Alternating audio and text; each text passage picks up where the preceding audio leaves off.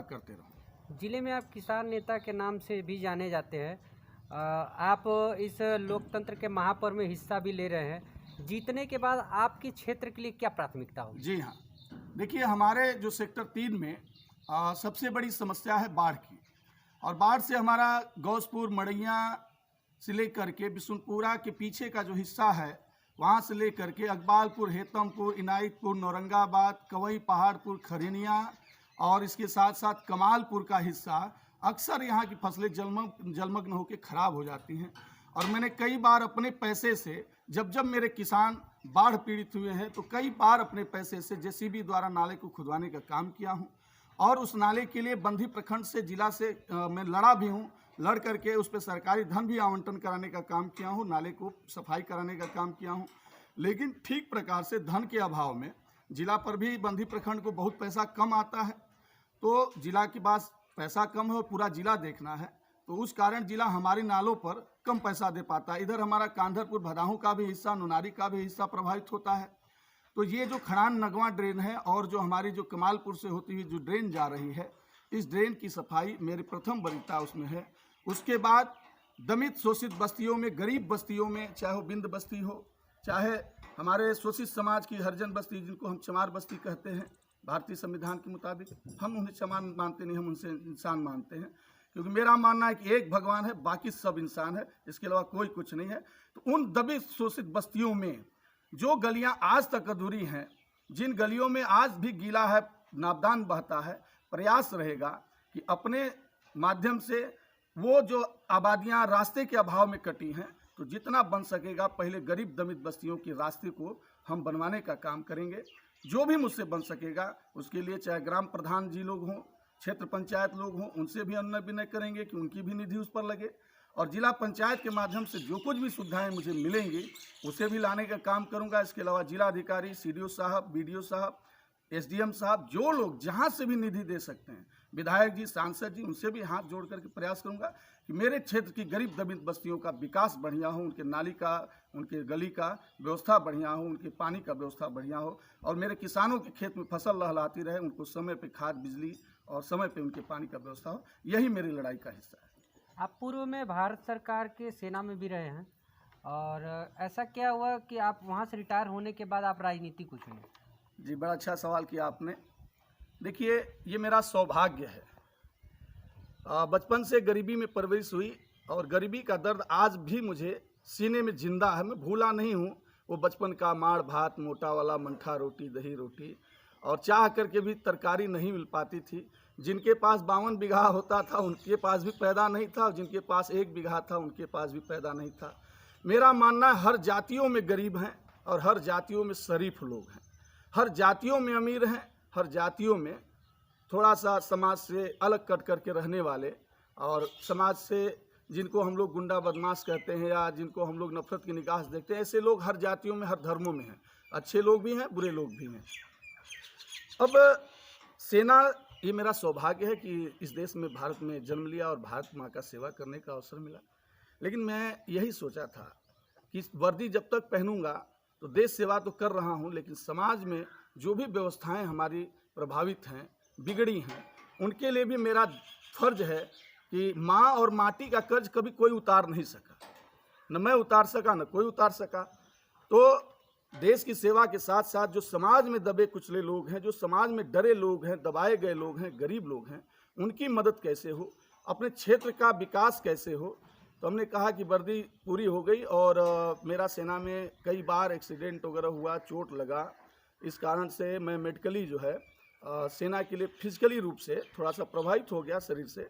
तो मैं अपने रैंक की पूरी नौकरी किया, और सरकार ने जब मुझे विदाई दिया तो मैं आया, और जिस दिन आया 31 मई 2014 को रिटायर हुआ, और उसके बाद 4 जून को घर पहुंचा हूं। 6 जून को हर साल मैं अपने गांव 5 गरीब लड़कियों की शादी कराने का ऐलान किया था जब मैं सेना में था, और हर साल मैंने शादी कराया। और बीच में 2 साल माननीय विधायक धानापुर तब के सुशील सिंह हुआ करते थे, तो सुशील सिंह जी का भी 2 साल सहयोग मिला हमारे यहाँ खड़ान शादी में। उसके बाद श्रीमती अन्नपूर्णा सिंह जी ने भी सहयोग दिया 4-5 साल। मैं उनको धन्यवाद देता हूं कि मेरे क्षेत्र में और मेरे आयोजन में उन्होंने मेरे क्षेत्र की गरीब बेटियों की शादी के लिए मदद किया था। इसके बाद समाजवादी पार्टी के राष्ट्रीय सचिव माननीय मनोज कुमार सिंह डब्लू जी, वो हर वर्ष गरीब लड़कियों की शादी का बीड़ा उठाए हैं और मुझे सहयोग देने का वादा किए हैं। मैं उनको भी बधाई और धन्यवाद देता हूं। और ये कार्य चलते रहा और मैं लड़ा, अपने क्षेत्र की सारी समस्याओं को चिन्हित किया।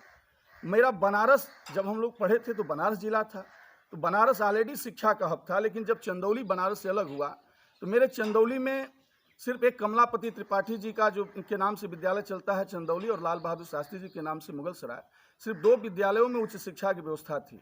इसके अलावा पूरे जिला में कहीं एमए की सरकारी कॉलेजों में पढ़ाई नहीं होती थी। तो मुझे लगा कि मेरा गरीब किसान का बेटा, मेरी बेटियां कैसे पढ़ेंगी। भाई बड़े लोग जो पैसे वाले हैं प्राइवेट में पढ़ा लेंगे, लेकिन मेरे गरीब किसान का बेटा, मेरे श्रमिक का बेटा बेटी कहाँ पढ़ने जाएगा। तो मैंने जिला में उच्च शिक्षा व्यवस्था की लड़ाई लड़ी और सरकार ने सुना भी। माननीय अखिलेश यादव जी की सरकार थी और महामहिम राज्यपाल राम नाईक जी की संस्तुति और तमाम प्रयास हुए, और मैं खुद महामहिम राज्यपाल जी से मिला भी था जा करके, और मैं पैदल जा करके माननीय अखिलेश जी को हमने कहा कि जहाज से और बड़े बड़े गाड़ियों के काफिले से जाने वाले माननीय अखिलेश जी के पास तो बड़े नेता होंगे, उस समय मुख्यमंत्री थे। तो जब अखिलेश जी ने हमारे क्षेत्र में चंदौली जिला में मेडिकल कॉलेज का शिलान्यास किया था लखनऊ से, तो मुझे याद है मेरे साथ 8-10 साथी थे क्षेत्र के। बाबू बासदेव यादव जी थे, प्यारे लाल यादव जी थे, कन्हैया बिंद थे, जिन समाज के साथ मैं लड़ा हूँ, जिन समाज के लिए लड़ा हूँ, और ऐसे साथी तमाम थे। तो ये लोग, ब्रिजनाथ मौर्य जी थे, तो ये लोग मेरे साथ पदयात्रा किए थे। तो मैंने कहा था कि भाई मेरे पास पैसा नहीं है, पसीना है, और मेरी लड़ाई का हिस्सा है पैसा बनाम प्यार और पसीना। पैसे वालों को मैं पसीने और प्यार से टक्कर देता हूँ और हमेशा देता रहूँगा। मेरे क्षेत्र की जनता को मैं पैसा तो नहीं बांट पाता, जितना भी है वो सब बांट देता हूँ। पेंशन का पैसा पूरी लाइफ में तनख्वाह और पेंशन में समाज की सेवा में लगा दिया, लेकिन प्यार और पसीना जितना भी है वो खत्म होने वाला नहीं, हमेशा देता हूँ अपने क्षेत्र की जनता को। तो मैंने अखिलेश जी को प्यार और पसीना दिया। मैं धानापुर से चंदौली और चंदौली से लखनऊ पदयात्रा किया था इस खुशी में कि माननीय अखिलेश यादव जी ने मेरे जिला को मेडिकल कॉलेज दिया, तो कम से कम मैं वो पसीना बहा करके अखिलेश यादव जी को जाकर के माला पहनाऊं, उनका स्वागत करूं, और उनको लगे कि मेरे पास पैसे से, गाड़ी से, जहाज से आने वाले बड़े नेता हैं, लेकिन एक ऐसा समाजवादी नेता जो पैदल आकर के धानापुर की धरती से और अखिलेश जी का स्वागत किया। मैंने ऐसा प्रयास कई ठो किया। गंगा कटान, हमारे क्षेत्र का जो क्षेत्रफल घट रहा है चंदौली का, गंगा में हर साल हमारी ज़मीनें विलीन हो रही हैं, तो गंगा कटान के लिए लड़ा और आज भी लड़ रहा हूँ। मेरी लड़ाई अभी अधूरी है। हालांकि इस सरकार ने, मैं जो यहाँ के बंधी प्रखंड के लोगों द्वारा, जिलाधिकारी द्वारा, और चीफ सोन अनवारुल हक साहब थे, मेरे धरने में आए थे गुरैनी घाट पर, तो 5 करोड़ 55 लाख की बजट का प्रस्ताव भेजा गया था सरकार को, और फिर बाद में 1-2 बार बजट को चेंज भी कराया गया जिला द्वारा, और चेंज करा करके भेजा गया। सारी चिट्ठियाँ भी आई हमारे पास, और इस सरकार में 3 करोड़ कुछ लाख रुपया जो है अभी गुरैनी घाट पे मिला है। मुझे खुशी है, उसके लिए मैं धन्यवाद भी देता हूँ सरकार को भी और सरकार के प्रतिनिधियों को भी। लेकिन ये लड़ाई अभी अधूरी है।